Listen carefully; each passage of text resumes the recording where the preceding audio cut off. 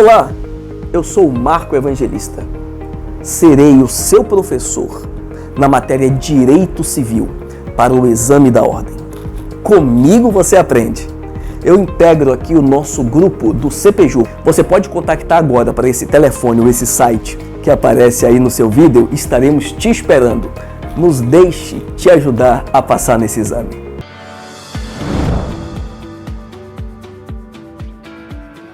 Fala pessoal, professor Fabiano Pignata na área. Olha só, vamos fazer um aperitivo aí do que você vai ver nessa resolução de exercícios aí, reta final para a OAB, para o seu 35º exame, beleza? E como conteúdo escolhido aí em processo penal, não é? Eu resolvi falar um pouquinho sobre o sistema preliminar de investigação, que vem despencando, meu amigo, vem caindo muito na sua prova da ordem, certo? Caindo mais do que o Vasco. Brincadeiras à parte, vamos lá, certo? Trabalhar um pouquinho aí na nossa resolução de exercício. Ou seja, como eu costumo trabalhar a resolução de exercício, senhores, não é? Dentro da minha disciplina. E como vai ser no curso do CPJU, certo? A gente trabalha item por item, como a OAB vem pedindo essas questões, e dentro dos itens a gente ministra uma aula, beleza? Fica bem didático e bem sedimentado aí na sua cabecinha, para ver se a gente consegue melhorar o seu percentual de acerto na prova, certo? Então preparei para vocês aí, ó, uma questãozinha em relação ao inquérito policial, beleza? Então assinale a opção correta. Olha só como a OAB vem te pedindo isso aqui. O examinador traz para você, ó, letra A. É indispensável assistência de advogado aos indiciados ou ao indiciado, devendo ser observadas as garantias constitucionais do contraditório e da ampla defesa. Senhores, por uma questão de prova objetiva, não vou entrar na seara aqui do contraditório mitigado, nessa fase, obviamente, não é, de inquérito policial. Então, para a questão objetiva, para a questão de prova, você sabe muito bem que, de acordo, não é isso, com a doutrina aí mais clássica, a gente sabe que não há possibilidade do contraditório e ampla defesa nessa fase investigativa. Por esse motivo aí, ó, contraditório e ampla defesa, a questão está incorreta, não é? Então vamos para a letra B. A instauração de inquérito policial é dispensável caso a acusação possua elementos suficientes para a propositura da ação penal. Senhores, isso aqui já é o quê? Pacificado, não é? Ora, o Ministério Público, como titular da ação penal pública, ele pode muito bem o quê? Dispensar um inquérito policial se ele tiver elementos probatórios suficientes, concorda? Então, de antemão, uma das características do inquérito policial, que no decorrer das nossas aulas você observa, não é? Que eu trabalho com você as características que a OAB adora falar, e aqui eu te comprovo, mais uma vez que ela te cobra isso. E uma das características do inquérito policial é a dispensabilidade. De antemão, então, essa é a alternativa correta, não é? Por quê? Porque o Ministério Público ele pode muito bem o quê? Dispensar o inquérito policial se ele tiver elementos probatórios suficientes para oferecer a denúncia. Legal?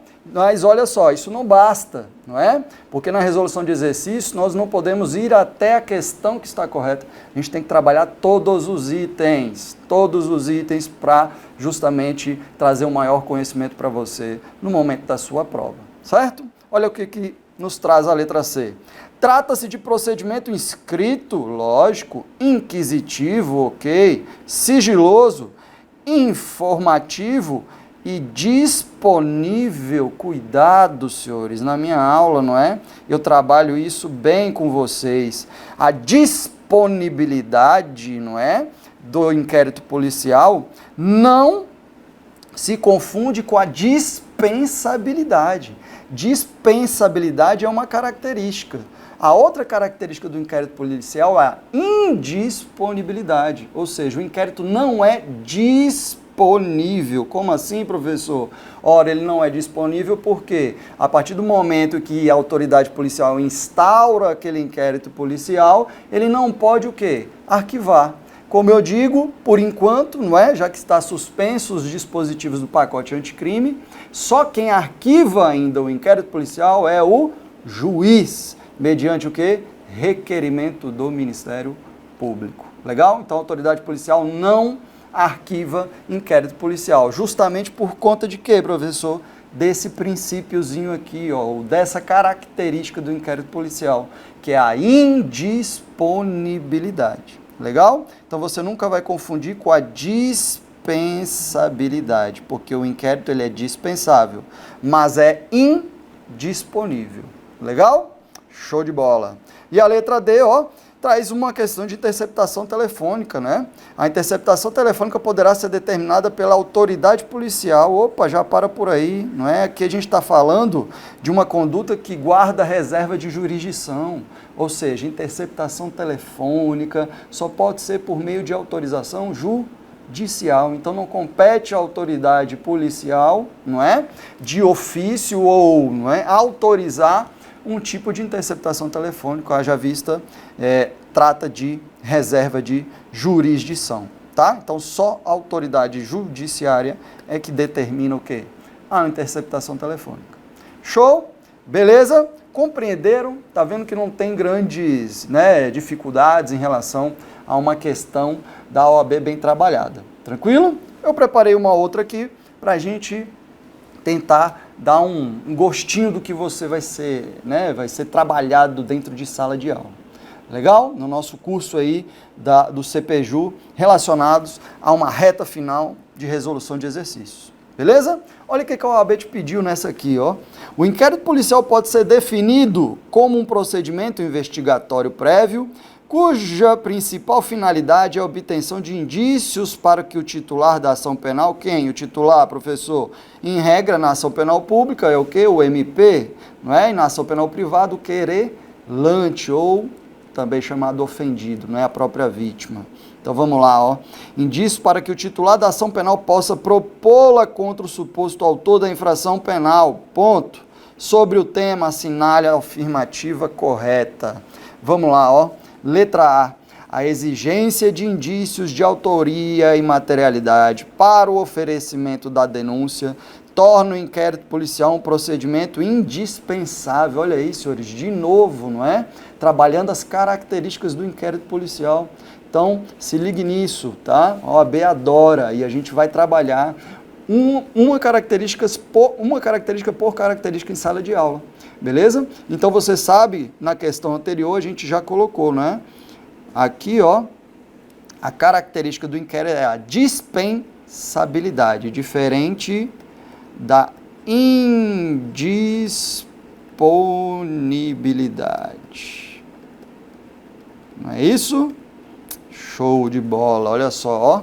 Então, aqui está a falsa, não é, senhores? Legal. Letra B, ó. O despacho que indeferir o requerimento de abertura no inquérito policial é irrecorrível. Falso, senhores, não é? Se você chega lá, leva a notícia do crime, ou o próprio advogado requer a instauração de um inquérito policial com base na notícia crimes, lógico, dentro da discricionalidade da autoridade policial, ele pode o quê? Indeferir aquele seu requerimento para a instauração do inquérito. Ele pode decidir, por exemplo, realizar investigações preliminares anteriores ou verificações preliminares de informações do que você está trazendo, não é? Mas caso você se sinta resignado com essa decisão, professor, não cabe recurso? Lógico que cabe. Cabe um recurso administrativo, não é? Para o superior hierárquico. E no caso aí é o delegado geral ou o diretor-geral da polícia, não é? A depender do órgão de polícia judiciária que você esteja atuando. Legal? Então, não é irrecorrível, né? É recorrível, ou seja, cabe recurso administrativo. C. O inquérito policial é inquisitivo, logo o defensor não poderá ter acesso aos elementos informativos que nele constem, ainda que já documentados. Falso, né, senhores? Ó, a gente tem até um posicionamento sumulado, súmula vinculante, número 14, não é isso? Que trata do acesso do advogado aos autos, né, de uma investigação, seja a nível de polícia judiciária, seja, né, a nível do Ministério Público, já que o Ministério Público, aí, por uma decisão do Supremo, agora pode, né, investigar, desde que de forma suplementar à polícia judiciária. E eles têm um instrumento próprio, que é o procedimento investigatório criminal, né? Isso também a gente fala em sala de aula, beleza? A gente vai trabalhar em sala de aula, tranquilo? Então a letra C é falsa, ó. Já a letra D, ora, professor, eu gabaritei, só sobra ela, não é isso? Isso. A autoridade policial, ainda que convencida da inexistência do crime, não poderá mandar arquivar os autos do inquérito já instaurado. Ou seja, a gente até respondeu essa questão na questão anterior, não é isso? Olha lá, professor, depois de instaurado, não é?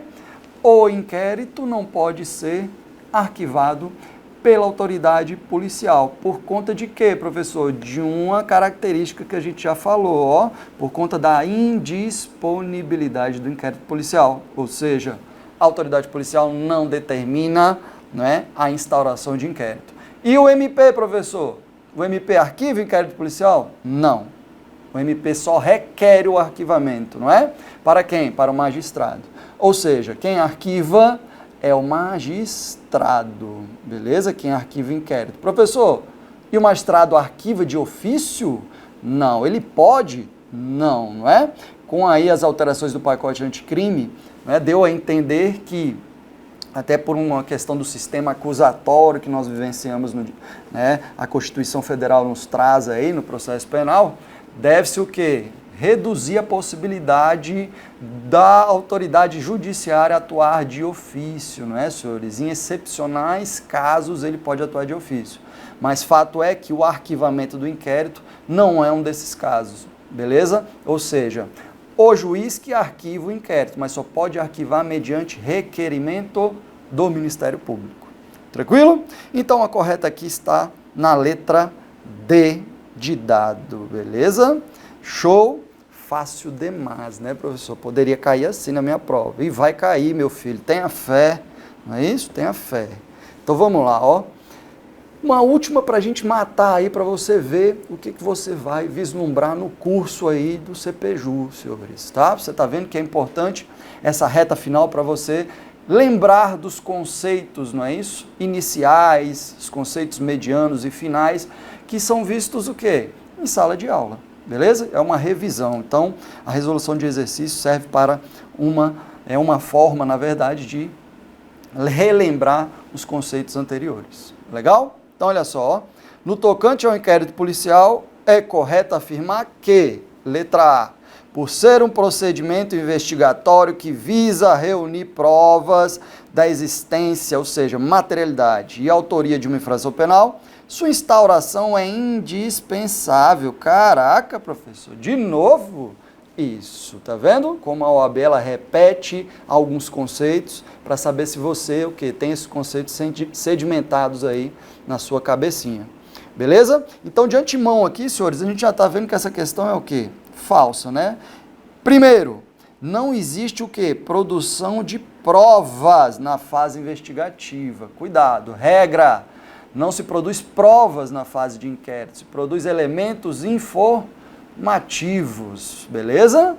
Ué, professor, mas é bem verdade que tem o dispositivo lá no artigo 155 do CPP, não é? Que fala o quê? Que fala que realmente quando se tratar de provas irrepetíveis, cautelares, não é? Não é possível o quê? Reproduzi-las na fase processual. Legal, isso é exceção. Por exemplo, uma interceptação telefônica produzida na fase investigativa, eu não tenho como reproduzi-la novamente na fase o quê? Processual. Isso é fato. Mas você está vendo que isso é exceção, porque a regra é que na fase investigativa se produza elementos informativos e não provas, certo? Então aqui está duplamente errado, beleza? Letra B. Pode ser arquivado em relação ao inquérito, não é? Pode ser arquivado por determinação da autoridade policial, se, depois de instaurado, inexistirem provas suficientes da autoria e materialidade do crime em apuração. Ora, senhores, falso, né? A gente já conversou sobre isso, beleza?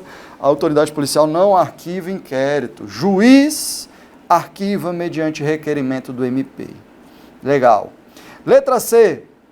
Para qualquer modalidade criminosa, deverá determinar no prazo de 10 dias se o indiciado tiver sido preso em flagrante ou estiver preso preventivamente, ou no prazo de 30 dias quando estiver solto. Ora, professor, eu lembro que tem um prazo geral, não é? Tem um prazo geral do inquérito, que em regra são 10 dias se o indivíduo está preso, 30 dias se ele está solto, não é isso? Esse é o prazo para se terminar, para se concluir o inquérito policial. Legal. Mas, professor, esse prazo é para qualquer crime? Lógico que não. Então tá errado aqui, ó, qualquer modalidade criminosa, não é? Por exemplo, no tráfico de entorpecente. Lá, se o indivíduo está preso, são o quê?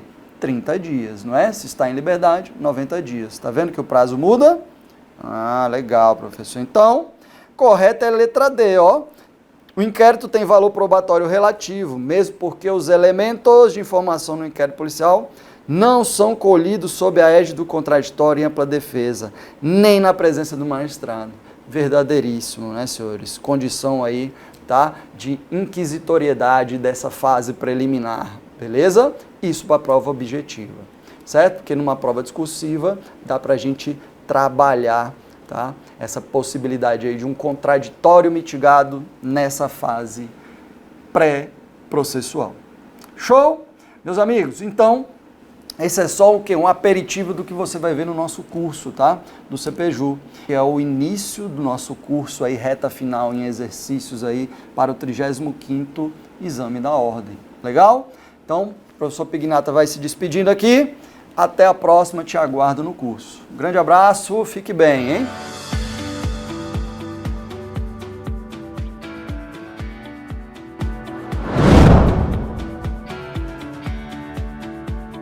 Olá, meus amigos, sejam bem-vindos, colegas advogados do futuro, bem-vindos ao CPJU, esse grande esquenta. Quem fala com vocês é o professor Anderson Fonseca. Nós estamos assumindo a cadeira de Ética e Disciplina.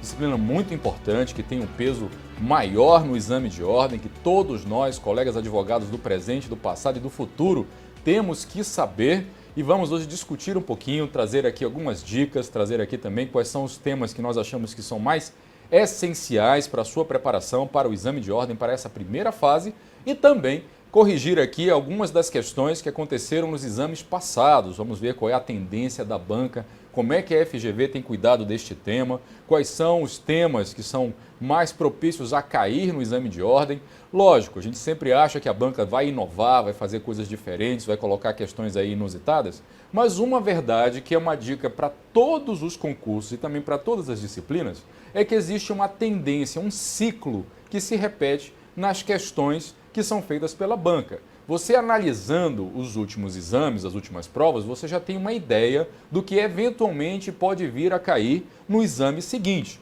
Faça isso para todas as suas disciplinas e principalmente para ética e disciplina. Ética e disciplina que neste ano tem muitas novidades. Na verdade, não vai ser para este exame de agora, mas nós já temos algumas situações que já estão sendo implementadas, que já estão em provimentos do Conselho Federal da OAB, que bem em breve, bem logo, já estarão sendo cobradas também, né, no exame de ordem. Questões que são relativas principalmente à parte de publicidade na advocacia, questão do sigilo profissional, de sociedade de advogados, tudo isso, né, foi objeto de vasta discussão, não só dentro do sistema OAB no Conselho Federal, através das suas resoluções e provimentos, mas também no Legislativo. Recentemente nós tivemos a aprovação aí de uma nova emenda para o nosso Código de Ética e Disciplina, para o nosso Estatuto da OAB e da Advocacia. Então, se prepare para a sua parte prática já, né, estar de acordo aí com essas diretrizes novas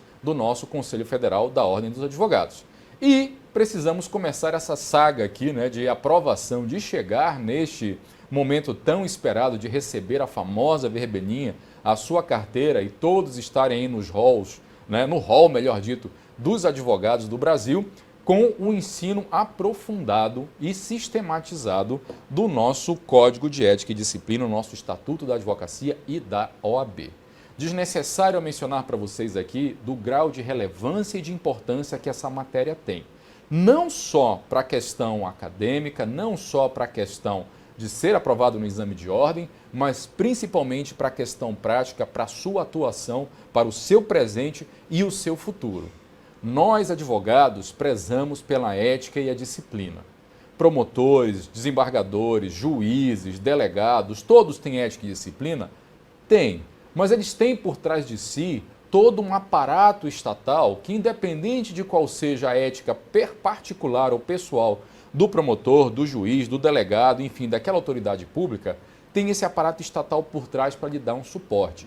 O advogado não. O advogado tem atrás de si a sua honra, o seu caráter, a sua ética, a sua disciplina. É por isso que você vai ser reconhecido como profissional. Não só por dominar as áreas do direito, todas elas muito importantes, né? Direito civil, penal, administrativo, constitucional, ou as novas áreas que estão surgindo por aí, né? O fashion law, o direito cibernético, enfim, dentre outros, mas principalmente por uma questão de confiança e de ética. Aqueles que se sobressaem no mercado são aqueles que entendem isso e que conseguem viver esta realidade. Se você é um advogado disciplinado, sério, ético, você certamente tem um diferencial a apresentar, certamente não lhe faltará clientes e certamente você vai ser procurado para resolver as mais variadas demandas. Mas isso tudo, né, começa com o nosso estudo aqui. Voltando aqui um pouquinho atrás para a gente poder chegar na aprovação. E aí você poderia me perguntar nesse momento, mas professor Anderson, estou estudando, já li, né, o Estatuto da Advocacia, o Estatuto da OAB, o Código de Ética, o que é que cai mais? O que é que pode ser aí objeto da minha avaliação? Como é que eu devo me preparar para isso?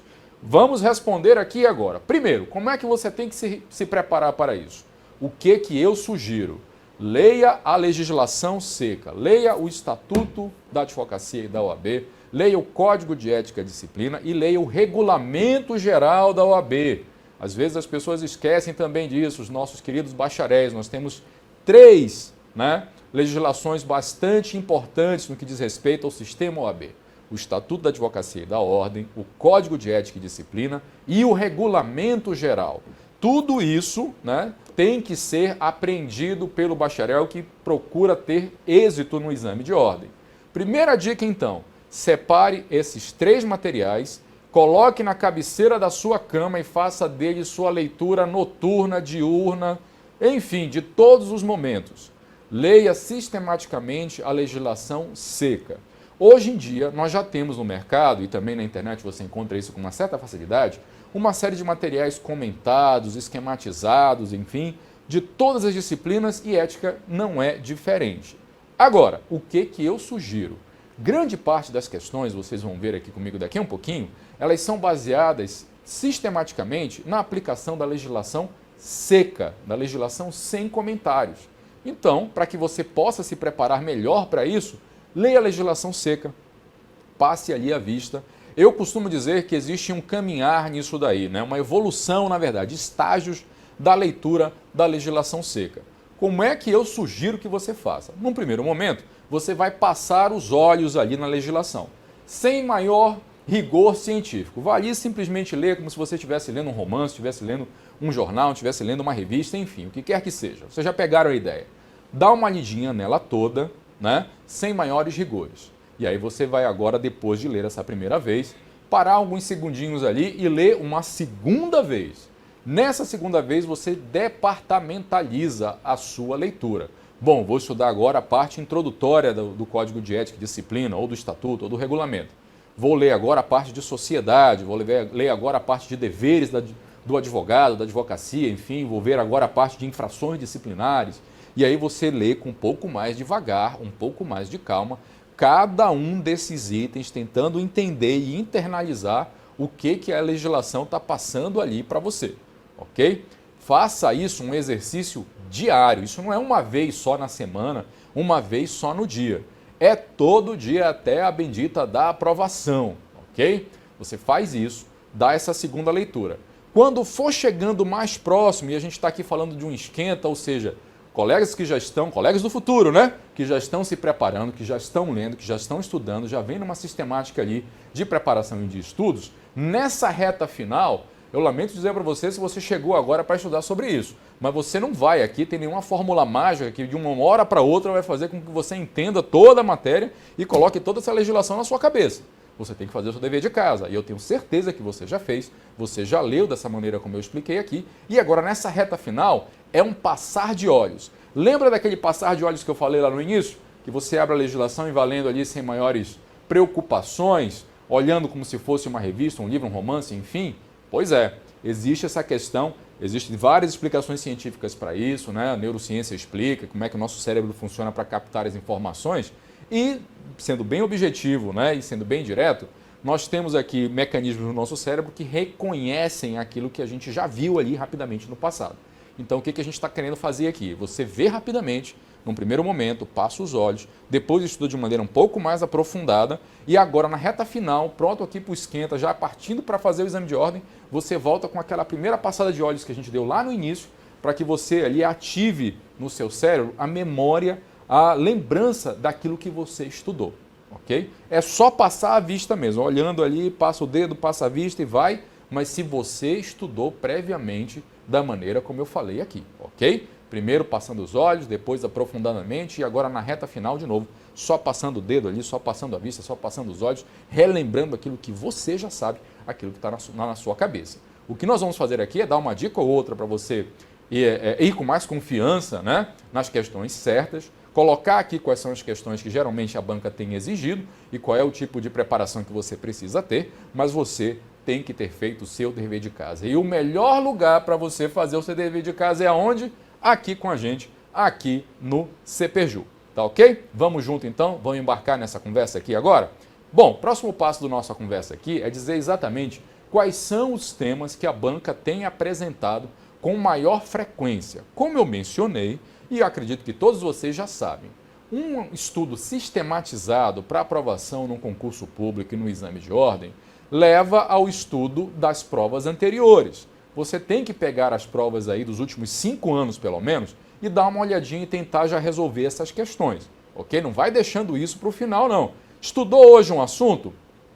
Estudei hoje sobre as violações às prerrogativas. Beleza, pega quais são as questões que tem acerca disso e tenta responder. Depois vai lá e vê a sua resposta, o que é que você acertou, o que é que você errou, onde é que você tem que ler mais, onde é que você tem que aprofundar o seu conhecimento, ok? Pegou isso daí, 5 últimos anos pelo menos, você já tem uma ideia, um panorama, um mapa de como é que a banca se comporta, o que ela quer de você, o que ela vai exigir e o que ela tem pedido, ok? Numa verificação aqui empírica, né, vamos dizer assim, sem maiores rigores científicos, mas com base em fatos estatísticos, nós temos visto que principalmente nos últimos 5, posso até aqui chutar que nos últimos 10 anos, tá? Nós temos visto os seguintes temas como sendo destacados pela banca da FGV na cobrança do exame de ordem, ok? Primeiro deles, a questão relativa ao Estatuto da Advocacia e da OAB no que diz respeito aos requisitos para você ser advogado. Isso tem caído com uma certa frequência. Outro deles, Sociedade da Advocacia. É até compreensível. O colega que está entrando agora, né, no exame de ordem, que está entrando agora no mundo da advocacia, ele tem que compreender quais são as exigências que são necessárias na legislação para que você possa se tornar advogado. Então, a banca naturalmente vai fazer cobrança nesse sentido. Muitos colegas partem para entrar numa sociedade de advogados ou ter a sua sociedade unipessoal. Então, também é natural que a banca vá perguntar de você, né, neo-advogado do futuro, quais são os requisitos necessários, o que pode, o que não pode, como é que você deve fazer ou não, para poder, né, enfim, advogar, seja individualmente, como advogado funcionário ou não, enfim, seja numa sociedade unipessoal ou você fazendo parte de uma banca de advogados. Então, esses 2 temas. Mas não para aí. Digo logo, os temas que desabam, não são aqueles que caem, são os que desabam no exame de ordem, dizem respeito à ética e disciplina, prerrogativas e deveres dos advogados, ok? Na sequência disso daí, nós vemos infrações disciplinares. E aí vem uma questão de ordem prática e profissional. O professor Anderson teve a oportunidade já de servir durante alguns anos no sistema OAB como julgador e também como procurador-geral do Tribunal de Ética e Disciplina. E o que nós víamos ali? Um franco desconhecimento dos nossos colegas novos acerca das infrações disciplinares. Isso, então, passou a ser mais cobrado no exame de ordem, justamente para forçar você, bacharel em Direito, a entender quais são as condutas que são vedadas, qual é o processo, inclusive é um outro tema que também desaba, qual é o processo, o procedimento disciplinar dentro do nosso sistema. Muita gente confunde, não só na questão acadêmica, como também na parte prática. Chega na hora lá, acha que está falando no tribunal do júri, acha que está defendendo uma causa como se estivesse ali numa Suprema Corte ou algo do gênero. E, na verdade, nós temos um sistema que é muito específico, que o próprio regulamento diz como deve ser feito, que o nosso estatuto diz quais são os requisitos, os princípios, que o nosso Código de Ética e Disciplina diz aí quais são os passos que devem ser seguidos. E com isso a banca tem exigido. Na verdade, é uma exigência do próprio Conselho Federal, que pede, né? O Conselho Federal ele delegou atribuições à FGV para elaborar a prova, mas ele dá as diretrizes, dizendo, olha, eu gostaria que você cobrasse mais esses assuntos assim, porque nós temos sentido uma dificuldade dos colegas advogados em entender ou em estudar isso daqui. E uma dessas realidades é justamente o que eu estou querendo falar aqui agora para você. Se dedique, se você esquecer tudo que eu falei aqui dos temas que você tem que estudar, pegue principalmente essa parte, né, de deveres dos advogados, infrações ético-disciplinares e o processo, o procedimento ético-disciplinar. Com certeza, pelo menos uma ou duas questões estarão na sua prova do exame de ordem. Me cobre isso depois se não caiu lá. Eu tenho certeza que vai cair, ok? Dê uma checadinha nisso daí. Dentro das infrações disciplinares, uma que geralmente cai, e aí vai mais uma dica, diz respeito à parte de publicidade na advocacia. Publicidade na advocacia, principalmente nos últimos anos, tem sido um tema recorrente, justamente pelo fato das modificações que nós encontramos. Nós sabemos que a nossa legislação de base, a Lei nº 8.906 de 1994, nosso Estatuto da Advocacia e da OAB, precisou ser atualizado diversas vezes durante este tempo. E nenhum outro tema foi tão objeto de atualizações contra essa parte de publicidade. Nós tivemos uma atualização em 2000, nós tivemos uma atualização em 2015 e nós tivemos uma atualização neste ano. Então, é importante que você pare para verificar não só o que diz o Estatuto, não só o que diz o regulamento, mas os provimentos da OAB, do Conselho Federal, as resoluções e dou mais uma dica aqui também. As súmulas, o Conselho Federal também edita súmulas, sabia? Então, dá uma olhadinha lá nos julgados que têm acontecido perante o Conselho Federal.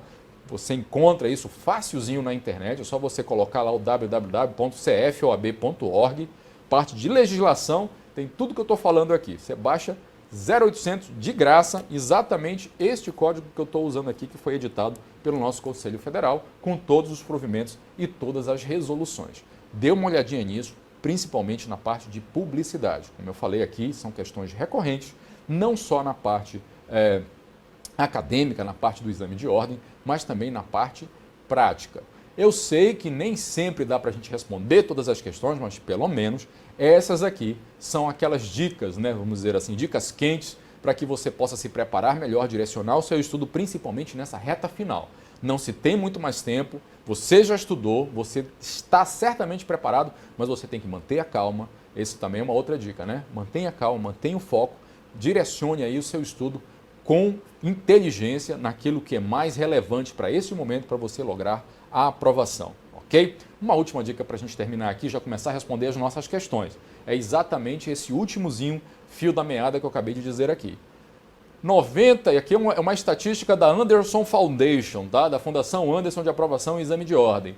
99% dos colegas que fazem o exame de ordem de alguma maneira não logram êxito, não é porque lhes falta conteúdo, mas é porque eles deixam um efeito psicológico ali, né, tomar conta. Você está muito nervoso, está ansioso, é bastante compreensível. Todos nós passamos por isso. Todos nós que estamos saindo da faculdade, em grande maioria, somos jovens ali no início dos 20 e poucos anos, decidindo a nossa vida, fazendo uma prova muito importante para entrar no mercado de trabalho, muitas cobranças da família, da sociedade, dos amigos, enfim, e tudo isso tem um peso. Eu tenho certeza que tem um peso. E você vai com essa carga emocional para a prova, né? Você lembre-se, né, sempre de que você tem um Deus acima de tudo que está no controle de todas as coisas. Você procura focar, você procura mentalizar, se acalmar, diminuir um pouco a ansiedade, dormir bem, se preparar, porque preparado você está academicamente, mas se preparar psicologicamente para resolver essas questões. Como eu falei aqui, a Anderson Foundation, que já tem aí um vasto número de anos de experiência nesse campo, já tem encontrado que a grande maioria dos colegas, né, acaba não logrando êxito numa primeira vez, às vezes numa segunda, numa terceira, por conta de nervosismo, por conta de fatores psicológicos. Né? Já sou professor de Direito Constitucional, Direito Administrativo, de outras cadeiras aí já há algum tempo, E é isso que eu tenho notado muitas vezes em ex-alunos. Professor, eu sabia a resposta, eu sabia tudo e tal, mas eu acabei me perdendo no tempo, eu acabei ficando nervoso, eu troquei a questão certa pela errada, e aí depois isso me desestabilizou e tal. Eu tinha que ter feito o que o senhor falou, ter acalmado, tomado uma água, respirado fundo, feito ali a minha oração, enfim, que a gente tinha conseguido lograr isso. Então fica aqui a última dica, que eu acredito que todos os professores, né? Professor que vale o seu sal, como a gente dizia antigamente, certamente vai dar essa dica. Mantenha o foco, acalme-se, tente controlar a ansiedade, converse com seus familiares ali. O último dia, né, depois do nosso esquenta aqui, é o dia de você dar aquela relaxada para poder cair em campo e sair vencedor aí desse exame de ordem. Ok? Dicas dadas, recado dado nesse início aqui da nossa conversa. Vamos resolver a questão? Vamos lá? Trouxe algumas aqui para a gente poder discutir, para a gente falar aqui um pouquinho do que tem rolado nos últimos exames. E como eu dei a dica, eu tenho que seguir aquilo que eu mesmo falei. Então, eu recortei aqui questões dos últimos 5 exames, tá? Tirei 2 ou 3 questões ali de cada um desses exames que aconteceu no passado, para a gente aqui dar uma lida, verificar e fazer a correção para que você possa direcionar aí o seu estudo, ok? Vamos lá? Vem comigo? Primeira questão é do 30º exame de ordem unificado. E diz assim: o advogado Carlos não adimpliu suas obrigações relativas às anuidades devidas à OAB. Assinale a opção que corretamente trata das consequências de tal inadimplemento. O que a gente tem aqui? A gente tem aqui questão de emolumentos que são devidos à OAB, ou seja, as nossas anuidades, né? Nossas anuidades que são sempre muito bem-vindas pelo sistema da OAB. Diga-se de passagem, nós somos nós somos a única organização que se mantém com seus próprios recursos. E esses recursos, em grande parte, vêm das anuidades. Por isso também é importante questões dessa natureza. Mas vamos lá. O advogado Carlos não adimpliu suas obrigações relativas às anuidades devidas à OAB. Assinale a opção que corretamente trata das consequências de tal inadimplemento. Vamos deixar alguns minutinhos aí, para a gente poder dar alguns minutinhos não, né? Alguns instantes, porque nós não temos tanto tempo assim, para você verificar quais são os itens e nós tratarmos aqui da resposta correta. Ok?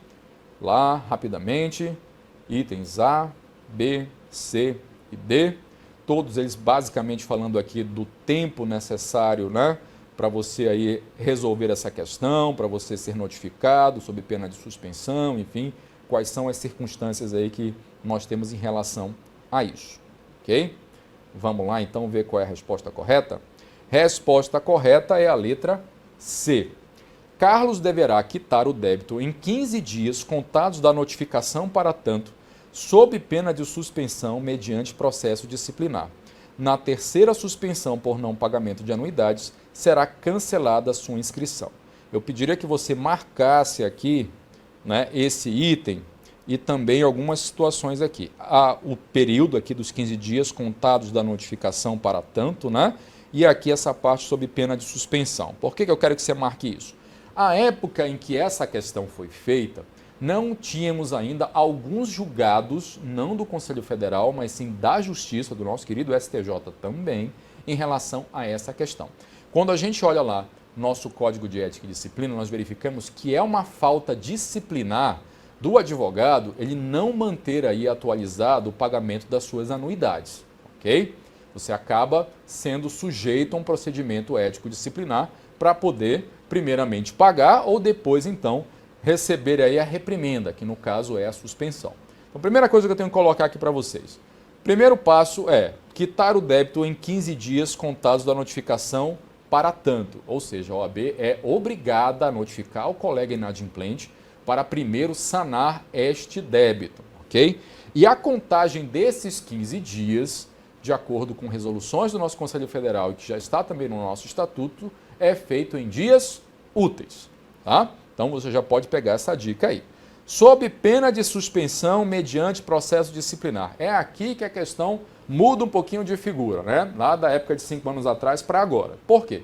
Por decisões judiciais, chegou-se aí à conclusão de que o colega advogado ele não pode ser forçado, né, a pagar anuidade, né, com a pena de suspensão da sua habilitação profissional, ok? Eu posso ser advogado e estar devendo aí a casa, né? E aí a OAB que lute, que vá atrás, entre com uma execução, com um protesto, vá, enfim, procurar para que eu vá, né, ser forçado a pagar.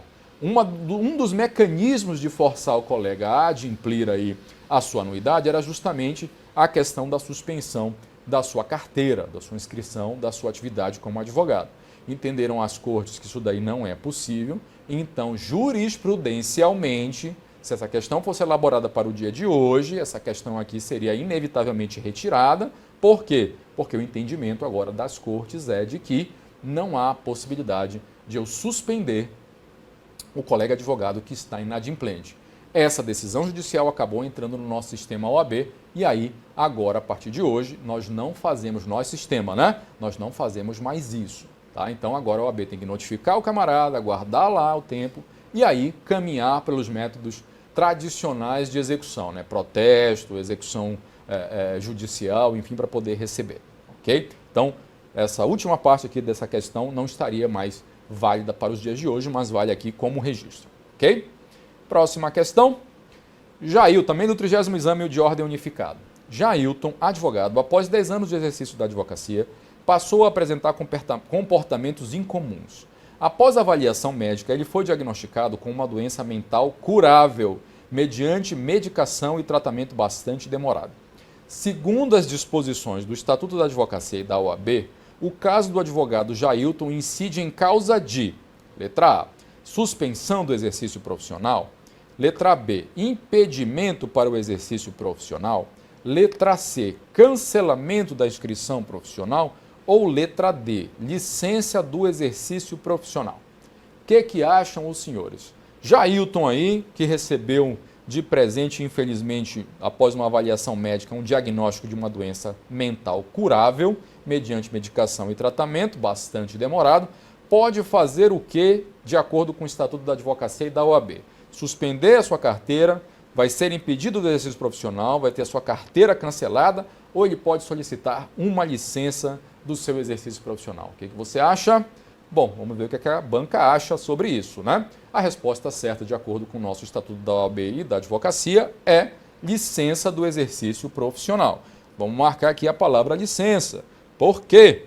Porque geralmente, quando a gente está falando de Estatuto da Advocacia e da OAB, vem sempre na nossa cabeça, quando nós falamos aqui em inscrição, suspensão e tal, exatamente essas situações de ou eu cancelo, ou eu suspendo, suspenso não existe, né, professor? Ou eu suspendo, né? Mas existe também a possibilidade de você solicitar uma licença. Por que não, né?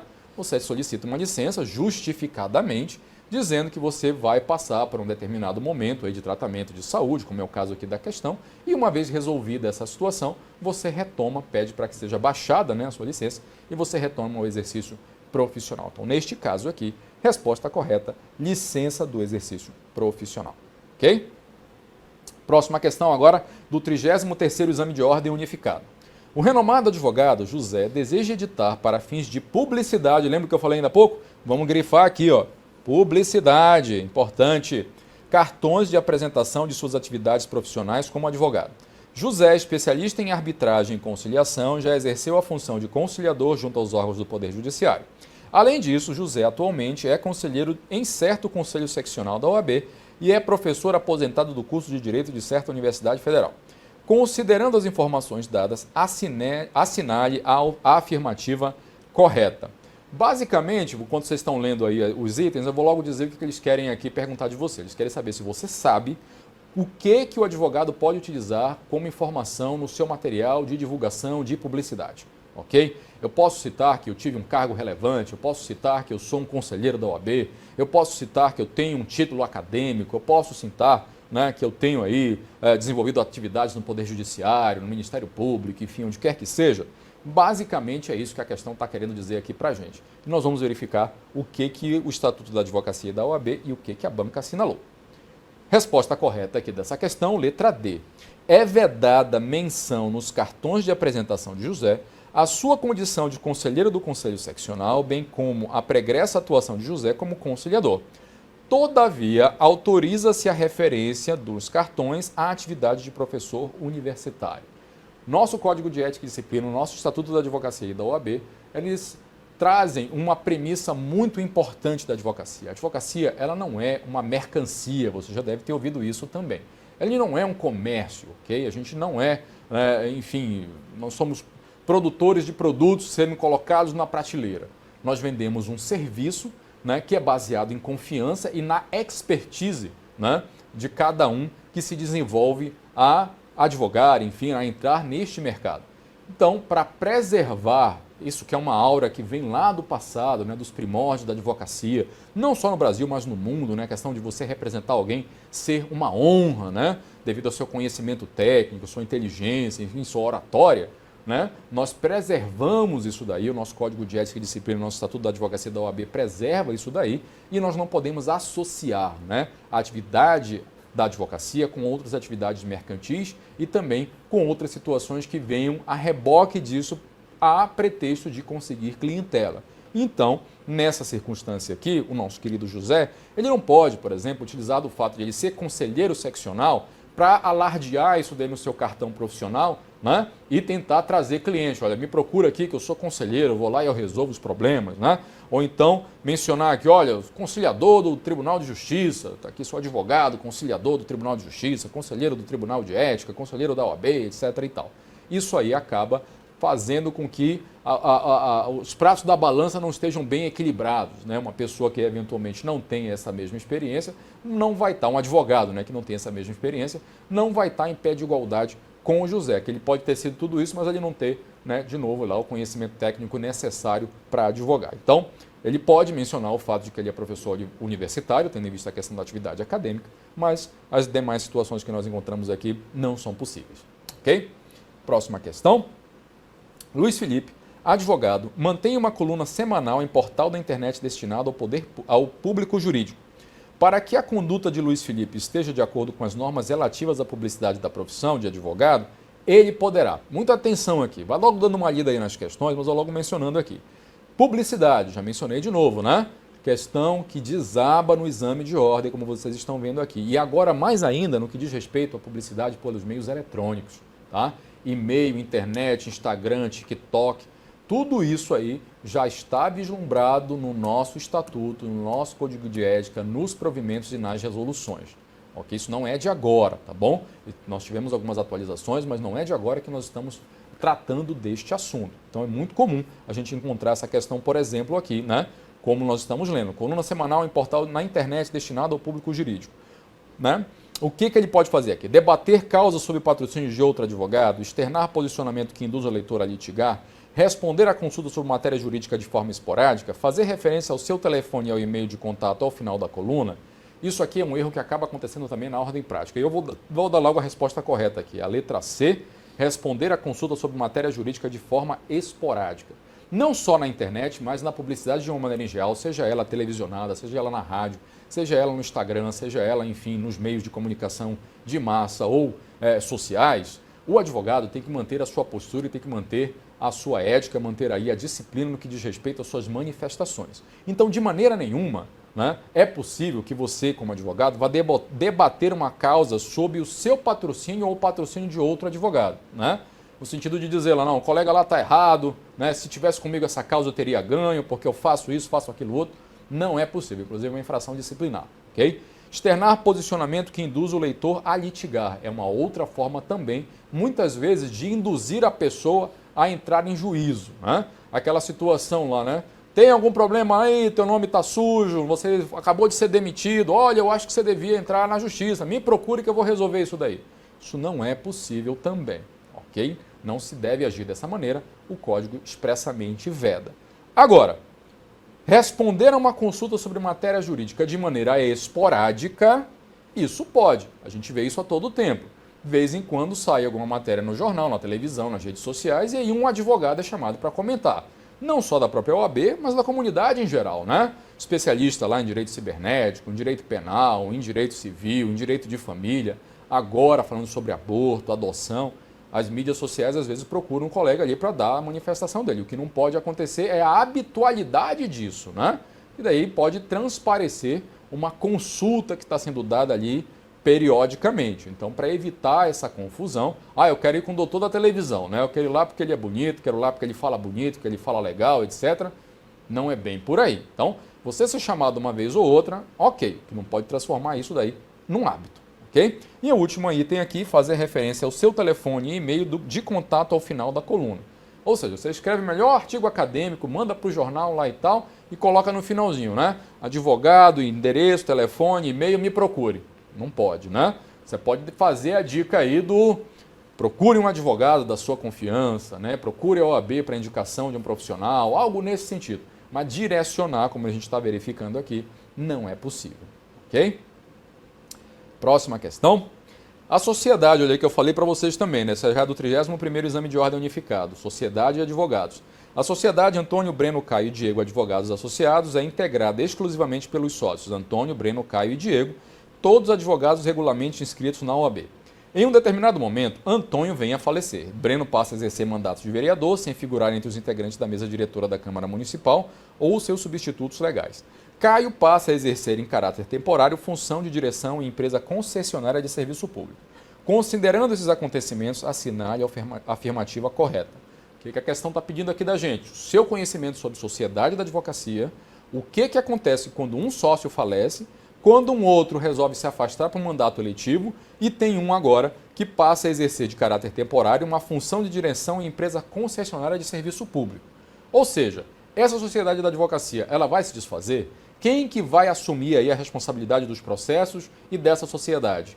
Aqueles que saem têm que suspender a sua habilitação profissional? O que vai acontecer com eles? Vamos ver o que acontece especificamente neste caso aqui, né? Resposta correta, a letra D. Com o falecimento de Antônio, se Breno e Caio deixarem a sociedade e nenhum outro sócio ingressar nela, Diego poderá continuar suas atividades, caso em que passará a ser titular de sociedade unipessoal de advocacia. O que está acontecendo aqui? Pelo nosso enunciado, né? Como morreu o Antônio, que era advogado, Breno e Caio estavam ali podendo continuar com as suas atividades?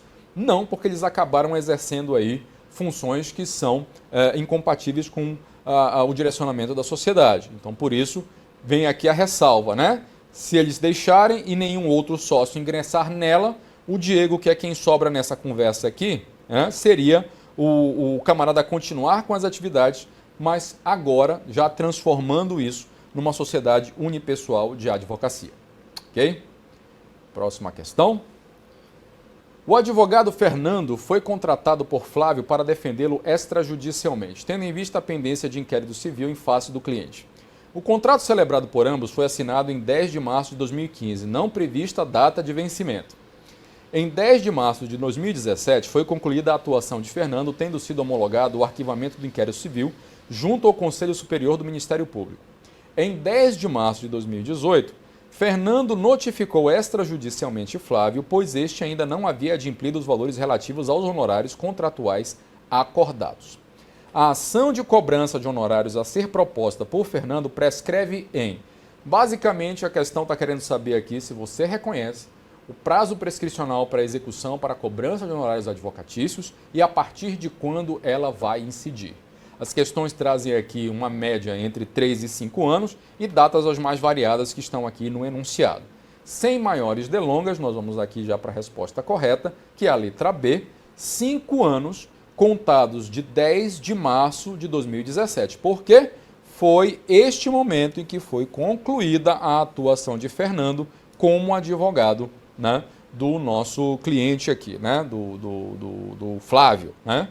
Então, nesse momento, encerrou o seu mandato, né? E a partir deste momento, ele, então, faz jus à cobrança dos seus honorários, incidindo, então, a partir deste momento, a contagem do prazo para a proposta da ação de cobrança de honorários. Ok? Próxima questão.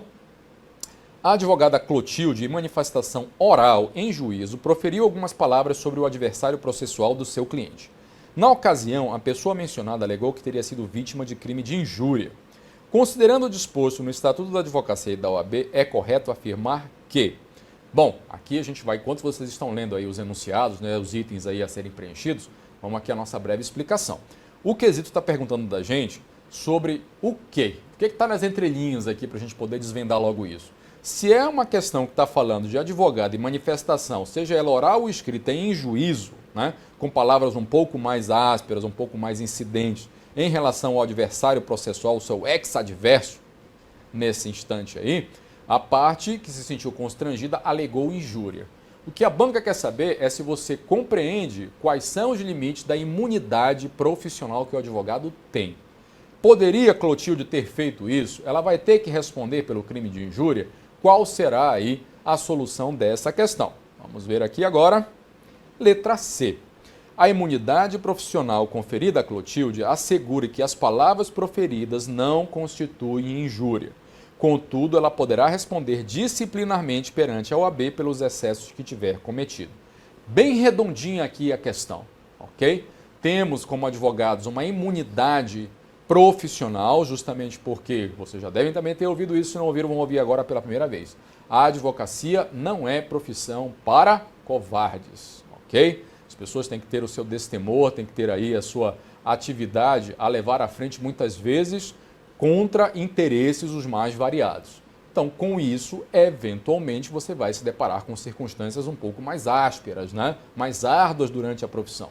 Justamente antevendo isso, o nosso Estatuto da Advocacia e da OAB, o nosso Código de Ética, enfim, acabaram prevendo que, para sua atuação livre e desimpedida, o advogado resguarda algumas imunidades, pelas suas palavras, pela sua atuação profissional, ok? Como é o caso aqui. Então, nesta situação do quesito, a nossa querida colega Clotilde, por conta da imunidade que é conferida a todos os advogados, que na verdade não é nenhum benefício à figura do advogado em si, mas sim ao direito de defesa, ao direito da sociedade de uma maneira em geral, está ali assegurado que as palavras que foram proferidas em juízo, por mais ásperas que tenham sido, não constituem injúria.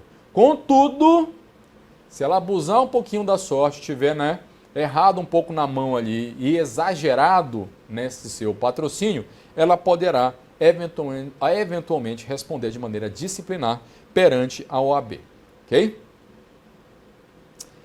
Próxima questão. Maria, advogada, adotou o recém-nascido João a fim de organizar sua rotina.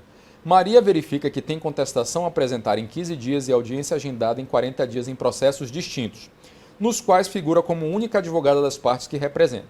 Sobre a situação apresentada, assinale a alternativa correta. Nós queremos saber aqui, basicamente, o seguinte, é muito específico agora para a mulherada, mas não só para a mulherada, mas principalmente para elas nesse momento.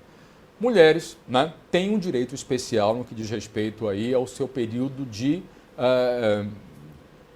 puerpério, de pós-nascimento, no que diz respeito aí a atendimentos, a uma prerrogativa de ser atendida primeiro, alguns casos aí a poder levar o seu infante para amamentar, toda uma história a respeito disso que não vai dar tempo de a gente falar aqui agora. Para a questão em voga aqui nesse momento, nós temos que entender o seguinte: a Maria, que é advogada, ela não deu à luz a um filho, mas ela adotou uma criança. Ela faz jus a essas prerrogativas? Sim ou não? E quais prerrogativas, dentre aquelas que estão aqui nas questões, poderão ser aplicadas a ela nessa situação? De acordo com o nosso estatuto e com a banca, Maria terá preferência de ordem para a realização da audiência mediante comprovação da sua condição. Ou seja, independente de ela ter dado à luz ou ter adotado uma criança, filho é filho, Ela é mãe e, por conta disso, é-lhe dada aí a autonomia de solicitar uma realização de preferência na audiência que ela tem que participar. Mas, para isso, ela tem que comprovar a sua condição de mãe, ok? Uma importante vitória, inclusive, para todas as mulheres advogadas. Próximo, uma mulher advogada também. Aline, advogada inscrita na OAB, poderá praticar validamente durante o período em que estiver cumprindo sanção disciplinar de suspensão o seguinte ato: impetrar HC perante o STJ, visar ato constitutivo de cooperativa para que seja levado a registro, complementar parecer que elaborar em resposta à consulta jurídica, interpor recurso com pedido de reforma de sentença que lhe foi desfavorável em processo no qual atuava em causa própria. O que a banca quer saber aqui, meus queridos? Quer saber se você sabe a extensão da sanção disciplinar. Um advogado que tiver aí com uma sanção disciplinar de suspensão, o que ele pode fazer? O que ele está habilitado para fazer dentre os itens que aqui estão? Nós sabemos que pela legislação, pelo nosso estatuto, dentre outros, existe a necessidade da presença do advogado mandatoriamente para os atos que são realizados em juízo e alguns atos que são realizados extrajudicialmente. Um deles é essa aqui, visar ato constitutivo de cooperativa para que seja levado a registro, né? E a questão aqui quer saber o que um advogado ou uma advogada em questão aqui pode fazer enquanto está cumprindo a sua pena disciplinar de suspensão. Pode visar ato constitutivo? Pode complementar um parecer que ela já deu antes da suspensão? Pode interpor um recurso pedindo reforma de uma sentença numa causa que elas tenham levado em causa própria? O que é que vocês acham? O que é que diz o nosso estatuto? O que é que diz as leis? O que é que diz a banca? A única coisa que ela pode fazer aqui, queridos, é impetrar HC perante o STJ, das questões que estão aqui, dos itens que estão aqui. Por quê? Suspensão da advocacia é suspensão de todas as atividades relativas ao exercício da prática da advocacia. Ela não pode visar um ato constitutivo de cooperativa, ela não pode complementar um parecer que ela tenha iniciado quando não estava suspensa, ela não pode interpor recurso, nem, ainda que em causa própria, porque todos esses atos constituem atos privativos de advogado, exercício da advocacia. Se ela está com a inscrição suspensa, ela não pode advogar. Então, por isso, somente o impetrar habeas corpus perante o STJ, porque nós sabemos que o HC é uma garantia constitucional estendida a todos, independente de você ter habilitação profissional. Ou seja, você não precisa ser advogada para impetrar HC, né? Da pessoa mais analfabeta até o ministro PhD da vida, né, tem acesso livre aos tribunais para entrar com habeas corpus. Então, neste caso, ela não vai estar impetrando o habeas corpus como uma advogada habilitada, mas sim como uma comum do povo, como uma cidadã, como uma pessoa, né, no tribunal que seja, mas a questão aqui está falando do STJ. Ok? Está quase acabando aqui, gente. O advogado Pedro praticou infração disciplinar punível com censura, a qual gerou repercussão bastante negativa à advocacia, uma vez que ganhou grande destaque na mídia nacional. Por sua vez, o advogado Hélio praticou infração disciplinar punível com suspensão, a qual não gerou maiores repercussões públicas, uma vez que não houve divulgação do caso para além dos atores processuais envolvidos. Considerando a situação hipotética narrada, assinale a afirmativa correta. Bom, a questão está pedindo aqui da gente para que nós possamos reconhecer quais são as situações que levam aí as penalidades que são previstas pelo nosso Código de Ética e Disciplina e principalmente no que diz respeito à situação da repercussão. O que o Código está querendo dizer aqui para a gente? Salvo engano ou grave omissão, dentro aqui dos meus poderes psicodélicos, né, de lembrança, está lá no artigo 70, né, do nosso estatuto que diz respeito à questão de infração ético-disciplinar. Dê uma olhadinha lá depois, tá? E todo o rol do artigo 34, por favor, que são todas as infrações, terminando lá também quais são as sanções. Mas, basicamente, o que o estatuto está se preocupando, e nessa questão aqui, é saber se a infração que foi cometida causou, né, uma repercussão negativa à advocacia. E aqui vai uma dica de ordem prática e acadêmica. Quando um advogado, né, incorre numa falha disciplinar ética, ele não está somente respondendo por si, ele está representando ali toda uma classe. Tá? Eu aposto com você quantas matérias de jornais não saem lá dizendo advogado foi preso fazendo tal coisa, advogado que integrava a quadrilha, advogado foi preso fazendo não sei o quê, né? Compara isso com os noticiários que saem. Médico foi preso integrando quadrilha, né? Engenheiro foi preso assaltando um banco, ou coisas dessa natureza. Nossa classe chama para si uma responsabilidade muito grande por conta dessa cobrança ético-disciplinar. Então, naturalmente, existe uma preocupação maior da nossa classe, do nosso conselho, do nosso estatuto, em preservar a figura de todos os advogados.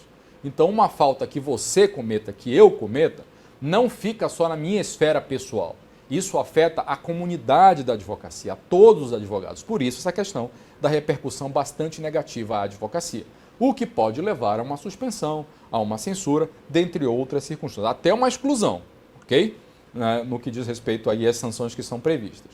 De acordo com essa situação aqui, nós temos dois advogados que cometeram infrações disciplinares distintas, uma delas bastante negativa, mas que levou a uma censura, embora tenha sido conhecida nacionalmente, e um outro que foi punido com uma suspensão, embora não tenha tido uma repercussão tão grande assim na mídia. Né? Qual é a circunstância que nós vamos encontrar aqui como sendo a assertiva correta, né? Que vocês já tiveram tempo aí de ler com certeza. A assertiva B. Não é admissível a celebração de termo de ajustamento de conduta por Pedro nem por Hélio. O termo de ajustamento de conduta é um mecanismo que também é utilizado pelo sistema OAB para a reprimenda daquelas situações menos graves, ok? Então vamos dizer que eventualmente você tem uma infração disciplinar punida com censura, que é a menor, né, das sanções que são previstas, e você é um réu primário, vamos chamar assim, né? Nessa infração disciplinar, não causou maiores ali opróbrios ou repercussão negativas à advocacia, foi um deslize, você não sabia que você estava ali incorrendo numa falta disciplinar, enfim, a ordem tem como diretriz ensinar para depois punir. Então, com base nisso, você lá, advogado, é chamado, recebe uma reprimenda, olha, não faça mais isso, assim assado, você tem que saber, se cuidar melhor, enfim, etc e tal. E, para essas situações, você pode ser convidado, né, você é infrator, né? Pode ser convidado a fazer aí um termo de ajustamento de conduta. O famoso TAC. Mas, infrações puníveis com suspensão, tenham ou não repercussão negativa, ou qualquer outra infração que mesmo que não tenha a pena de suspensão, mas tenha tido aí a repercussão negativa à advocacia, não são passíveis de termo de ajustamento de conduta. Ok? Então a resposta correta aqui, letra B. Não é admissível a celebração de termo de ajustamento de conduta, o famoso TAC, por Pedro nem por Hélio. No caso de um, a pena é suspensão. No caso de outro, apesar de censura, que é a menor penalidade prevista, mas houve a repercussão negativa à advocacia. Então, em nenhum dos casos eu posso fazer o TAC. Ok?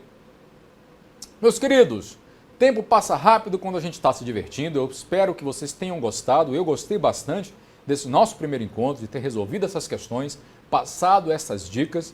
E o que eu tenho a dizer a todos é muito obrigado, muito sucesso, continuem seguindo a gente, venham aqui para o CPJU, para a sua preparação de primeira, de segunda fase, falem das nossas aulas, falem bem, falem mal, mas falem da gente. Eu tenho certeza que vai ser mais bem do que mal, certamente, né? E se vocês tiverem a curiosidade, quiserem mais alguma dica, alguma coisa assim, por favor, nos procurem nas nossas redes sociais. Quase que não sai. Nas nossas redes sociais, nas redes do CPJU e nas minhas redes pessoais que estão aí na tela que vocês podem marcar. Nosso Instagram, nosso Twitter e o nosso Facebook.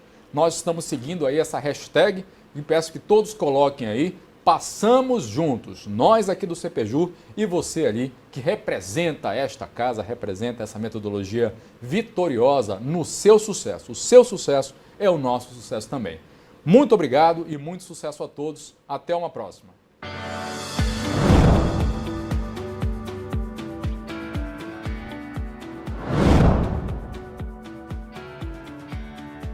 Salve, salve nação! Vamos começar uma introdução, um aperitivo para você saber como vai ser as nossas aulas. E hoje eu vou falar para vocês sobre duração de trabalho, o sistema de duração e repouso. Vou falar só a introduçãozinha para vocês perceberem como é fácil do trabalho, certo? Venha comigo aqui no slide. O que é jornada? Jornada, professor. O que é jornada? A jornada está prevista, o conceito dessa jornada está no artigo 4º da CLT. E jornada é o tempo à disposição do empregador. Tempo à disposição do empregador. Todo o tempo que o empregado está aguardando o seu empregador dar ordens, já está computando com a jornada. Então, todo o tempo que o empregador trabalha, exerce, despende energia em função do seu empregador ou aguarda esse seu empregador a dar ordens, ele está no período de jornada. E a jornada, do período da jornada, você acaba sendo remunerado por isso. Entenderam o que é jornada? Tudo bem, o conceito de jornada está no artigo 4º da CLT, mas tem exceções, tem hipóteses, tem momentos que o empregado pode estar até aguardando o empregador a dar ordens, e isso não será computado na jornada. Eu chamo de exceções à jornada. Venha comigo para o slide. Primeira exceção, horas itinerárias, meus amigos. A reforma trabalhista acabou com horas detidas. O tempo que você sai da sua casa até o local de trabalho, do seu local de trabalho até sua casa, não computa na jornada. Não é computado na jornada, meus amigos. Então é só o tempo que você está efetivamente trabalhando ou aguardando ordens. O tempo que você sai da sua casa até o local do trabalho até sua casa não é computado. A reforma trabalhista acabou com isso. Pouco importa a forma que você vai, se é de carro, de jegue, de bicicleta, o tempo que você sai da sua casa até o local do trabalho não é computado na jornada.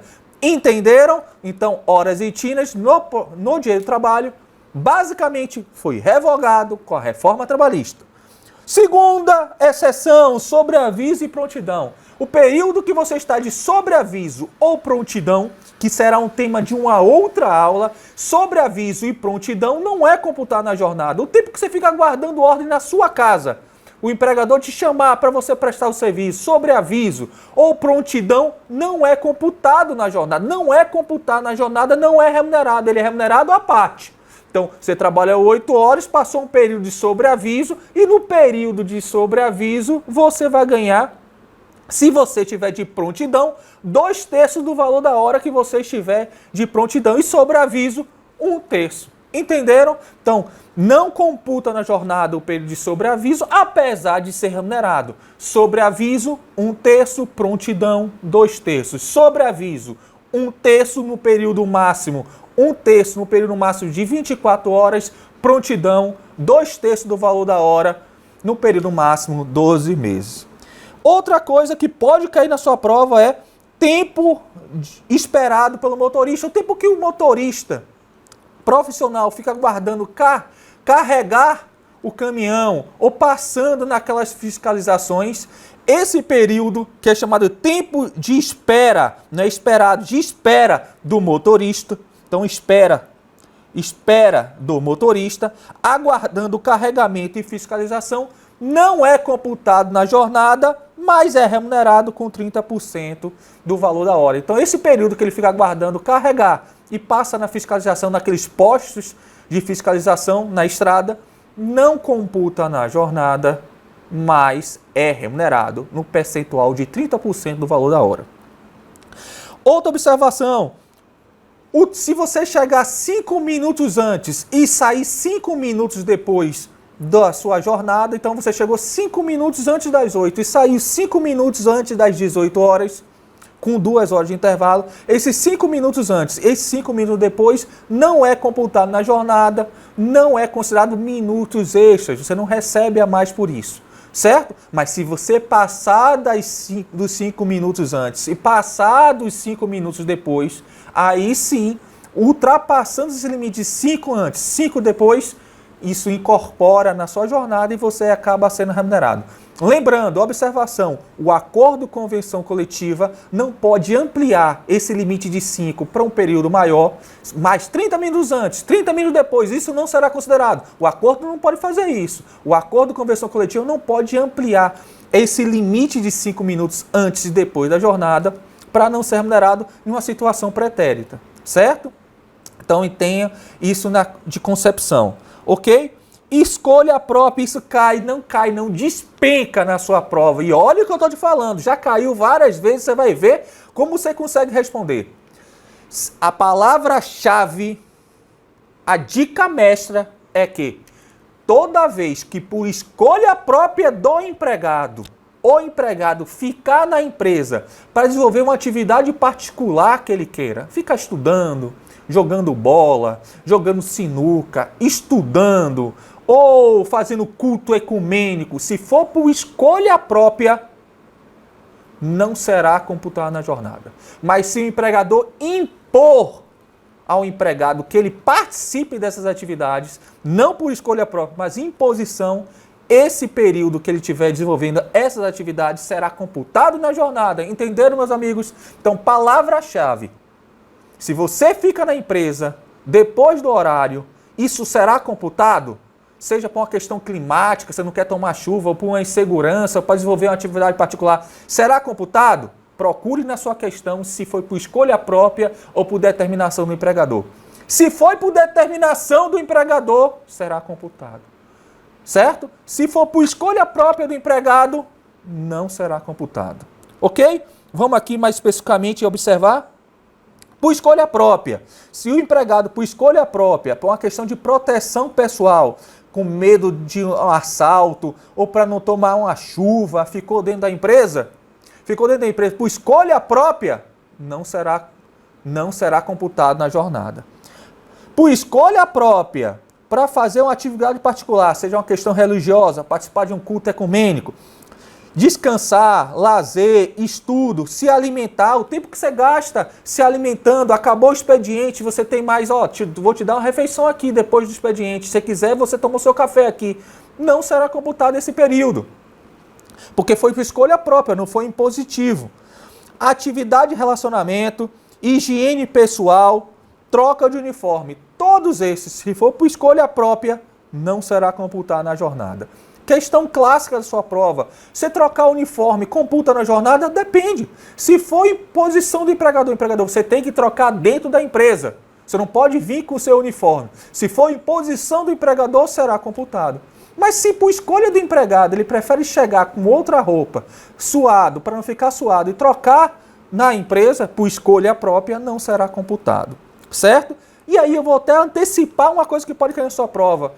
Se quem é responsável por limpar a roupa, o uniforme, o ônus, o custo com a limpeza do uniforme é do empregado. O empregado tem que limpar, gastar o dinheiro com omo, com produto de limpeza normal. Mas se essa limpeza for uma limpeza especial, com produtos especiais, aí quem arca é o empregador. Tudo bem? Só o filé, só o que cai, sem enrolação. Se você gosta de uma aula sem enrolação, venha comigo. Vamos lá. Vamos para a questão. Vamos ver se esses 5 minutos ou 6 minutos que eu falei, você acerta as questões. Se você acertar as questões de higiene do trabalho, nesses 5 minutos, imagine o curso todo eu falando de higiene do trabalho para você. O curso todo eu falando de processo de trabalho para você. Se vocês vão fazer um compromisso comigo, se vocês acertarem as questões de higiene do trabalho que eu vou falar com vocês agora, entenderem qual é a resposta, você vai fazer o curso comigo. Você vai ser aprovado. Vai vir na segunda fase comigo até a entrega da carteira. Então venha comigo para as questões. Não esqueça da nossa promessa. Se você acertar todas as questões de trabalho, você vai vir comigo e falar, professor, estou com você até a entrega da carteira. Ok? Meus queridos, passei 5 minutos explicando para vocês um tema. Esses 5 minutos é suficiente para você acertar todas as questões. Eu tenho certeza que você consegue. E eu vou ensinar uma técnica. A técnica do coração da vitória. Como é essa técnica?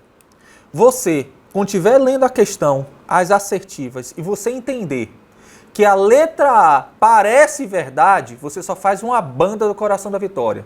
E só pode ter uma verdadeira, né? Então a letra A, se você achar verdadeira, você faz uma banda do coração da vitória. E depois você vai ler as outras assertivas. Se você tiver a certeza que a letra B, C e D estão erradas, você volta na letra A e completa o coração da vitória. Por que isso? Por que isso? Porque eu sei que você é afobado. Certo? É o critério da dupla certificação. Eu acho que a letra A é correta, mas a letra A só será correta depois que as outras letras estiverem erradas. Só assim eu tenho certeza que a letra A está correta. Então venha comigo para a questão. Vamos lá. Você, como advogado, foi procurado por Pedro.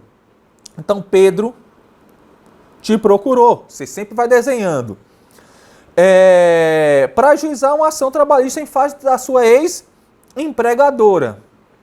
Pedro lhe disse que após encerrar o expediente e registrar o efetivo horário de saída, ficava na empresa em razão de eventuais tiroteios. Então, tiroteiros.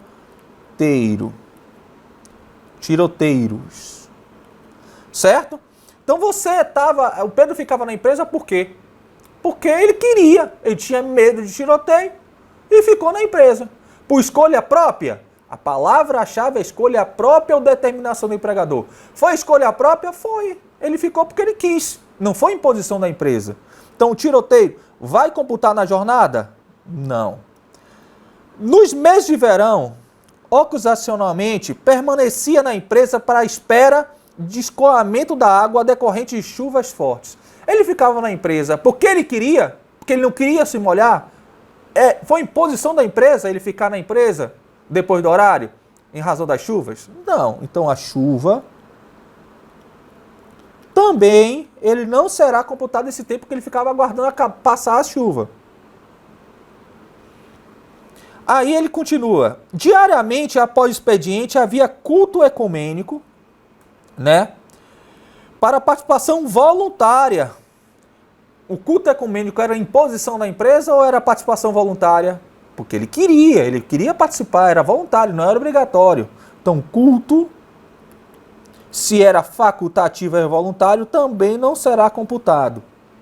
Dada a sua atividade no setor de contaminação radioativa, era obrigado a trocar o uniforme. Ele era trocado na empresa porque ele queria ou porque era imposição da empresa?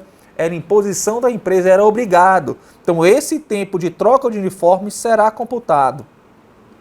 O que levava cerca de 20 minutos. Considerando que o labor de Pedro é de 10/12/2017 a 20/9/2018, para mostrar que essa questão está sobre a base legislativa da reforma trabalhista, depois da reforma trabalhista, e a atual legislação em vigor, assinale a afirmativa correta. Letra A. Após o período de troca de uniforme, apenas o período de troca de uniforme deve ser requerido como horário extraordinário. Olha, tiroteio não, chuva não será computado, culto também não, uniforme sim. Então me parece que a letra A parece a adequada, parece correta. Eu quero a correta. Toda vez que a questão estiver perguntando, assinale a correta, a incorreta, vai lá e risca a correta e incorreta para você não se confundir. Eu quero a correta. A letra A me parece correta. Mas só terei certeza quando a B estiver errado, C estiver errado e D estiver errado. Todo o tempo que Pedro ficava na empresa, gera hora extraordinária. Todo não. O tempo que ele ficou para o tiroteio, chuva e culto não será computado, não será hora extra. Então está errado. Nenhuma das hipóteses em labor gera labor extraordinário. Falso. A gente sabe que o tempo de troca de uniforme será computado na jornada e vai passar das 8 horas diárias. Então será hora extra. Então nenhuma, está errado também. Como apenas a questão religiosa era voluntária, somente esta não gera horário extraordinário. Falso. O tiroteio e a chuva também não era obrigatório, era facultativo, né? Era voluntário. Ele ficava porque ele queria. Então como apenas a questão religiosa, não é só apenas a questão religiosa que era facultativa, não. O tiroteio e a chuva também era facultativo, então está errado. Então letra B está falsa, letra C está falsa, letra D está falsa. Logo, eu confirmo que a letra A está adequada e termino a outra banda do coração da vitória. No dia da prova, quando acabar sua prova, voltar no portão, você fala, professor, eu gabaritei trabalho e fiz o coração da vitória, professor. Você me ajudou, vamos juntos até a aprovação. Vamos para a questão 2. Outra questão, já acertou a primeira, vamos ver se acerta a segunda. Fábio trabalha em uma mineradora. Vai lá, Fábio. Numa mineradora como auxiliar administrativo. A sociedade empresária, espontaneamente e sem qualquer previsão em norma coletiva, fornece ônibus para deslocamento do funcionário. A gente já viu que as horas em tira não existe mais. O tempo que você gasta indo do local do trabalho até sua casa, até o local do trabalho até sua casa, não é computado na jornada, logo não é hora extra. Certo? Então, a empresa forneceu ônibus para o deslocamento dos seus funcionários, conhecido como rota, para o trabalho, já que ela se situava em local de transporte público modal, passa apenas alguns horários, de forma regular, porém insuficiente para a demanda. O fornecimento de transporte para a empresa é gratuito. Então, pouco importa se é gratuito, se é jegue, se é carro, se é moto, se é o que for. A forma que você vai, ou se a empresa fornece ou não fornece esse transporte, essa rota, isso não será computado porque acabou as horas em China. Além do tempo de locamento, Fábio trabalhava em uma jornada de 8 horas, com 1 hora de pausa para repouso e alimentação. Né? Insatisfeito, ele procura você como advogado a fim de saber se ele possui algum direito a reclamar perante a Justiça do Trabalho. Considerando que Fábio foi contratado em dezembro de 2017, ou seja, depois da reforma trabalhista, com a legislação em vigor, assinale a afirmativa correta, eu quero a correta. Então, o tempo que ele gasta para ir e voltar ao trabalho, pouco importa o modo e os meios que foram fornecidos pela empresa, não será computado na jornada. Fábio faz jus a 2 horas extras. Não, se ele trabalha 8 horas, tem intervalo de 1 hora, 8 horas, não tem direito a hora extra, porque o tempo que ele vai e volta ao trabalho não será computado na jornada. Me parece falsa essa alternativa. Então, ele faz jus, ele não faz jus. Fábio não faz jus às horas extras, pois o transporte era fornecido de forma gratuita. Não é porque era gratuito ou não. Se fosse pago ou não fosse pago, ou fosse gratuito, pouco importa. O tempo que você gasta até o local do trabalho e do local do trabalho até sua casa não é computado na jornada. Então, realmente, ele não tem direito a hora extra, mas não é por essa justificativa. Não é porque era gratuito ou não o transporte. Letra C. Então, aqui é falso também. Fábio faz jus às horas extras porque o transporte público era insuficiente. Ele não faz jus às horas extras. Falso. Isso era antes da reforma trabalhista. A gente está falando depois da reforma trabalhista. Então, acabou as horas em China, não será computado na jornada o tempo que ele vai da sua casa até o local do trabalho até sua casa. Fábio não faz jus às horas extras porque o tempo de transporte não é considerado tempo à disposição do empregador. Me parece que essa é a resposta correta. Mas essa resposta é correta por quê? Porque a letra A está falsa, a letra B está falsa, a letra C está falsa, logo a letra D está correta. Preste atenção que eu vou falar com vocês. Essa técnica é fundamental para você ser aprovado. Marque aquela que você acha que é correta, confirme as outras que estão erradas e aí você vai lá e confirma a letra que você vai marcar. Aquele que passa na OAB, olhe para mim, aquele que passa na OAB não é a pessoa que sabe a letra correta. Porque eu tenho certeza que na sua casa você já pegou um livro de revisão de questões e já fez todos. Então você já sabe decorado a resposta. E no dia da prova vem uma questão nova. O que eu quero que vocês saibam como fazer e responder essas questões. Por isso a gente está participando desse curso.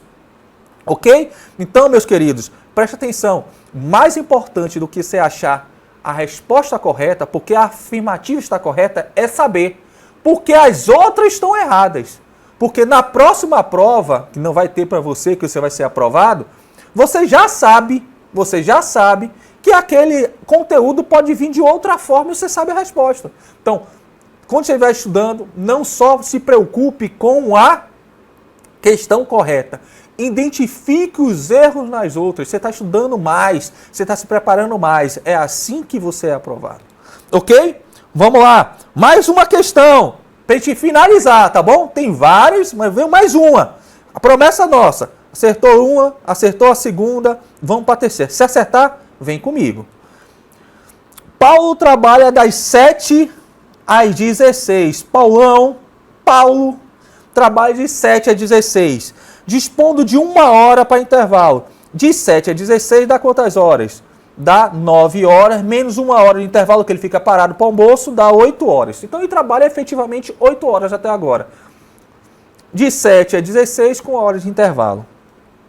O aparelho do registro de ponto fica situado ao lado da máquina operada por Paulo. Paulo diariamente chega no trabalho 6h15. 6h15 ele chega no trabalho. Porém, tem que caminhar 40 minutos. Esses 40 minutos até o local do trabalho, eu quero saber, do momento que ele chega até o local do trabalho, será computado? Não, já disse que pouco importa o tempo que você sai da sua casa até o local onde você senta não é computado na jornada. Então, de 6h15 mais 40 minutos, isso dá quantas horas? 6h55. Até 6h55 não está computando nada, tá certo?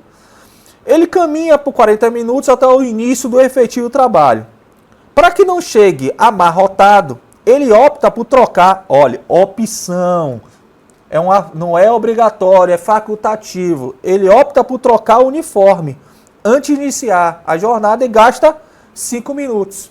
Então, o tempo que ele sai, ele chega no trabalho 6h15, passa 40 minutos caminhando. Isso é computado? Não, acabou as horas em tira. Ah, professor, mas não é ônibus, pouco que importa o modo que você vai até chegar ao seu local de trabalho. Bicicleta, rastejando, velotrol, de carro, de ônibus. Mesmo tempo caminhando da portaria até o local do trabalho, tempo caminhando até a portaria, até o local do trabalho, onde você começa a trabalhar, é horas em tira, não computa, acabou. Então esses 40 minutos não será computado. Ele gasta 5 minutos para trocar o uniforme de forma facultativa. Ele optou por trocar lá, para não chegar amarrotado. Então não será computado também. Então 6h55 mais 5 dá justamente as 7 horas que ele começa a trabalhar. Então desde que ele chega em tese na empresa até ele começar a trabalhar, não será computado, porque acabou as horas intíneas e esse tempo de troca uniforme é uma faculdade e não será computado na jornada. Tá certo? Considerando o caso acima, assinale a afirmativa correta. Não esqueça, marcar correta ou incorreta, para não se confundir. Letra A. Paulo não tem direito a hora extra. Parece correto, não tem direito a hora extra.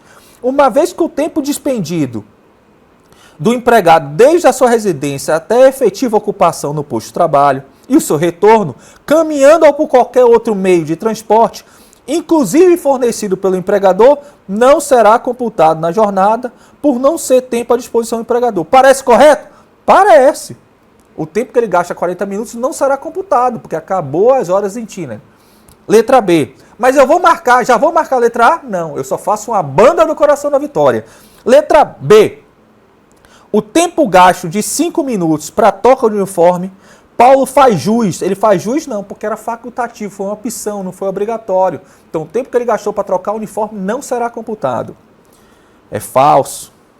Paulo tem direito a horas extras do início e fim da jornada, dada a distância entre o portão da empresa e o local de trabalho superar 10 minutos. Preste atenção, acabou, essa súmula foi superada. Eu já disse para vocês, da sua casa até o seu posto de trabalho, até como você começar a trabalhar, pouco importa o meio que você chegou lá, não será computado esse tempo como horas em tira. Então aqui é falso, ele não tem direito a horas extras. Paulo tem direito às horas extras, é fruto das horas em tira. Acabou as horas em tira, ele não tem direito às horas extras. Falso, letra B, falso, letra C, falso, letra D. Logo, o correto mesmo é letra A. Acertou as 3? Ah, professor, estava fácil. Essas 3 estavam fácil. Então, vou botar mais uma. Se você acertar essa, a gente para por aqui. Você vem comigo até a entrega da carteira. Questão 66, beber uma aguinha. Lúcio foi dispensado do emprego. Lúcio.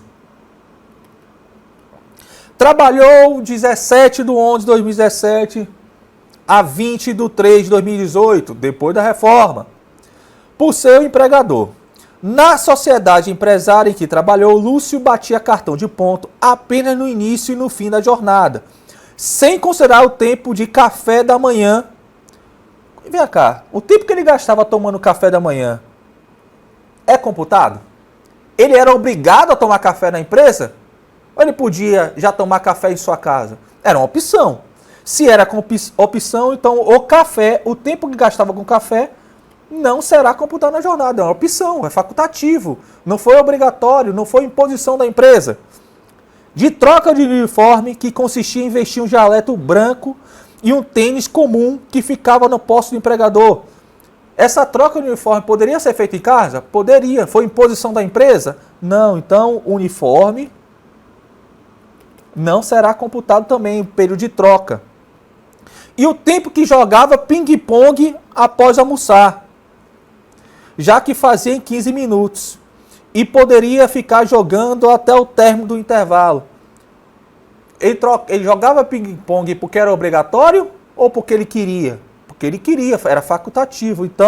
Então esse lazer, né, botar esse esporte, não é computado o tempo que ele gastava jogando ping-pong. Certo?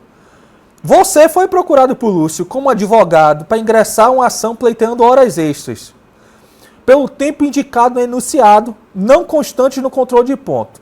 Sobre o caso, à luz da CLT, assinale a afirmativa correta, marca de novo a correta. Esse tempo de café, uniforme e jogando ping-pong será computado na jornada? Não, porque todos eram facultativos, não era imposição da empresa. Letra A.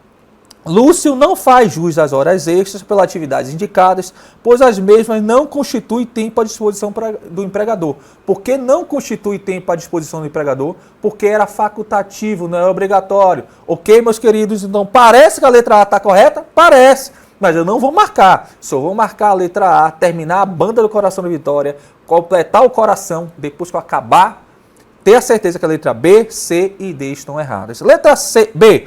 Lúcio faz jus às horas extras. Faz jus às horas extras? Não. Pois as mesmas constituem tempo à disposição do empregador, já que Lúcio estava na dependência da empresa. Mas não era obrigatório, foi opção de Lúcio. Então não constitui tempo à disposição do empregador, porque era facultativo. Logo, ele não tem direito a hora extra. Apenas o tempo de alimentação e café devem ser considerados. Não, o tempo de alimentação e café também não era obrigatório e não deve ser considerado. Então aqui é falso. Considerado como? Não deve ser considerado como hora extra, porque não é tempo à disposição do empregador, logo não faz parte da jornada. Apenas o tempo que ficava jogando poderia ser pretendido como hora extra. Também era facultativo e não será computado na jornada. Era uma opção do empregado, então é falso.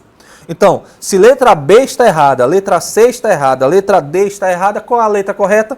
Letra A. E você termina a banda do coração da vitória. Meus queridos, eu falei rapidamente sobre um tema, uma parte de um tema. Você acertou as 4 questões. Imagine um curso inteiro comigo. Você vai aprender o que nunca aprendeu em Direito do Trabalho e Processo do Trabalho.